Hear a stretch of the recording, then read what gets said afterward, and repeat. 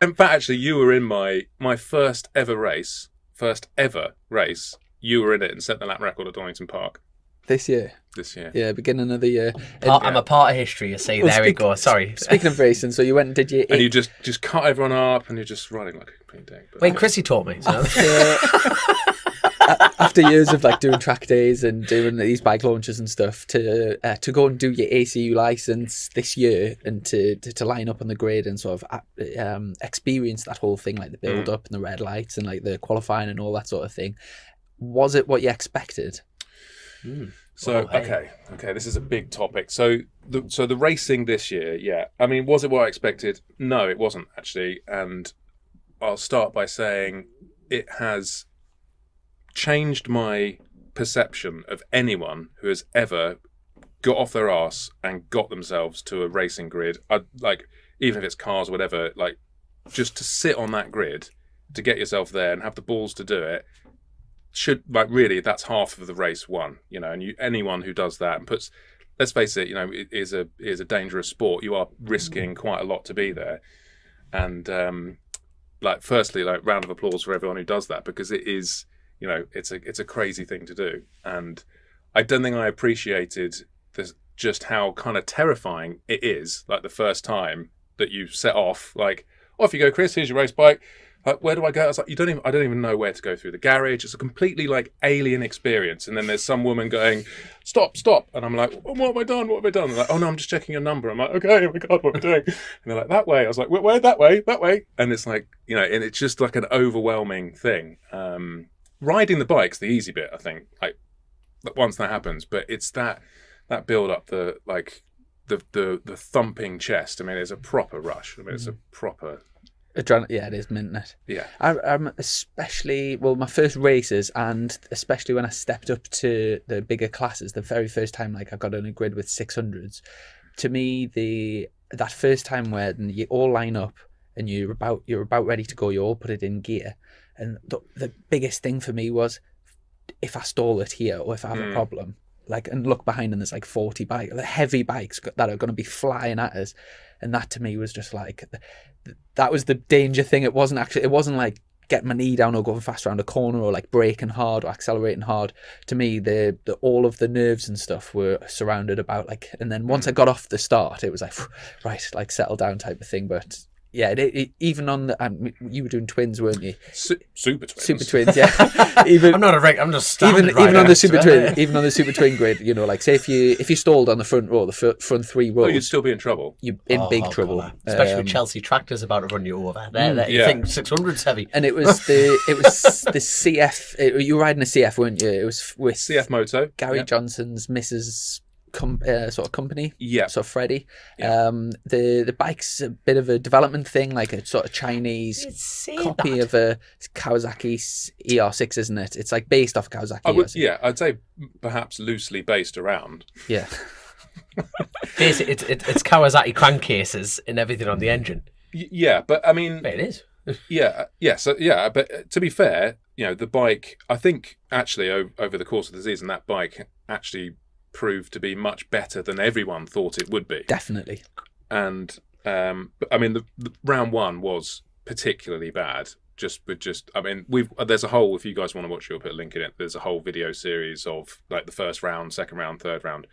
And the first round, I think we only completed two of the races anyway, because there was just sort of loads of issues with it. But it, you know, it's the first round of a season where there's not a massive budget, where you've been working on it all winter. It's like, where's that bike? Right, let's drag it out. Everyone's late. You know, here it is. Let's do the best we can. Now, to be fair to them, though, the thing about super twin races, right, is the fact is they're miniature super bikes. People don't actually get how much money gets pumped into them.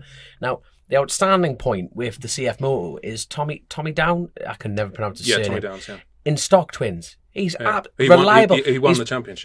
He's won the championship, and the thing is a stock basis, and that's what you build upon. You know what I mean? So Freddie, everyone at Quadzilla and CF Moto, and like Gary's been developing that bike. The first time it came out with anger, like full on, this is not to be messed about. It was zebra colour. Now, was it pre-zebra, or I think it was a zebra bike? They called it Marty from Madagascar, and he came through bottom of Solby. Right, I broke down. Super Twin Racing, you gotta love it. I broke down and the thing was just crisp. You know what I mean? Full all-ins, front, rear. I mean, Trigger was working on it at that point. The thing was flying. He did just shy of 118. Farquhar, who was pissing off with everyone at that point, you know what I mean? He was developing the Kawasaki's. Gary was just a sniff off his arse on that. Unfortunately, Super Twin Racing, they had mechanicals. But since then, they've just gone. You've had some good results this year for your first year racing as well. But did you get you got a race win, didn't you? No. Close. Don't worry, we can edit this out. Let's start again. You got a race win, didn't you? I remember watching one of the videos where you were like, it was there. I mean, it's racing, isn't it? You know, but you can't beat yourself up about it. But that was Cadwell Park, and I had the pace. I don't have the racecraft. You know, I was stuck behind a standard twin, which was very, very, very fast down the straights, and I just couldn't get past the guy. And was it an SV650? It might have been. No, it wasn't actually. It was. I think it was a Yamaha actually. But anyway, I mean, it's on video, and it's just like, and he's like riding real loose, and just I was like, oh god, like finally got, and I could see the race leader. Like 2 seconds in front, 3 seconds in front. And then he was there, and I finally got past him on the penultimate lap, smashed the lap time, like gained 3 seconds on the leader and was 0.05 of a second behind P1. What's of the... That's a win for us. So I just needed one lap. One like, in clear space, but I was stuck behind him for 8 laps. And it was really difficult. Over the course of the season, biggest high, biggest low? That weekend, to be fair. Biggest high? That was when it started to gel. So I'd done Donington Park, which was like, oh, this is fun, but I'm going to go and get an ice cream and just be a sort of spectator. and then Alton Park was really cool, which is where we did a little track walkthrough. I really liked Alton Park as well, actually. But Cadwell was where it started. The bike had a bit more development, so it started to become a bit more usable and easier to ride.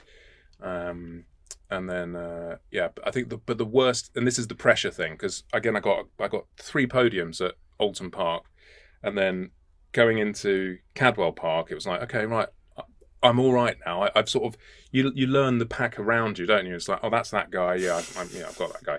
Oh, he's pretty good, that guy. Or he's got a really fast bike. And you sort of learn the field.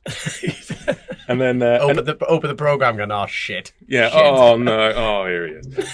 And so Cadwell was on. I was like, I feel pretty good. We had a practice day there, and then I put it on pole position for qualifying. I was like, wow. And then woke up the next day, so you have to go to bed. Wake up the next day, piss wet, and I was like, oh no. Never ridden that bike in the rain. Never really ridden any race in the wet. Certainly never gone around Cadwell Park in the wet. So then you're like, right, off you go. I'm pretty shit at starting, but anyway, sort of third, fourth, fifth, whatever, down the back straight, and then into park, and it's like, well, where'd you brake? Never been there in the wet. Not even one lap, you know. So you're like, well, there? No, way too early. And anyway, just didn't like the way it felt, and it sort of all started falling apart. And I was like, no, that was my chance. And then you just sort of beat yourself up about it, but composed yourself, got back into it, and I think I finished third in the end of that one. But it was kind of, it was such a high of I'm doing real.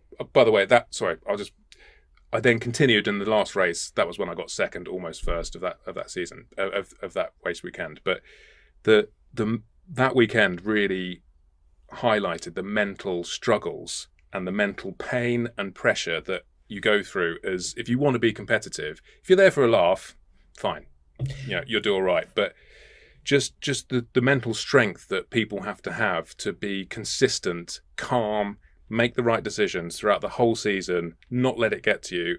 I'm not one of those people. I know this now. Like, it's not for me to be that. Maybe if you did it for 10 years or something, you'd have sort of a bit more of a better understanding. But that pressure is, until you've been in that situation as a viewer, I'd be like, oh, why didn't he just stuck up the inside there? It's like, I will never judge anyone for suddenly falling down the field like, oh, why is he so shit today? It's like, which is what some viewers tend to say. Oh, well, you're only as good as your last race, aren't you? What happened? It could be anything. Yeah. Someone could have, done a couple of clickers on your suspension, and it's like, whoa, there's something weird here. What's going on? It's a little bit like from the sofa. It would be very easy to like say watch a race and like let's just say World Superbikes for example, and you're watching and say Jonathan Ray crashes out of the lead. It's so easy about he's cracked under pressure and things. Then you think if you know what he's doing at that speed at that thing, and you it's so easy to sit back and just like pass comments, but to, you know the skill and like how close margins they're going. Even like British Superbikes is high level, but then World Superbikes step above. It's it's very easy to like have opinions, but not really like grounded opinions. And it's and particularly with the world watching, because I'm sort of trying to do this as a video series, and so all of my like vulnerability is out there. It's like, and I don't, you know, I'm hold my hands up. I don't really know much about racing. It's not been part of my life. I'm not in the paddock. I don't understand things. So I'm going to probably say something on here that might be embarrassing, but fuck it. You know, you are who you are, Ted. Exactly. There's nothing I can do about it. I can only learn from any mistakes. I'm amazed I'm still on the show. I still know nothing. So am I.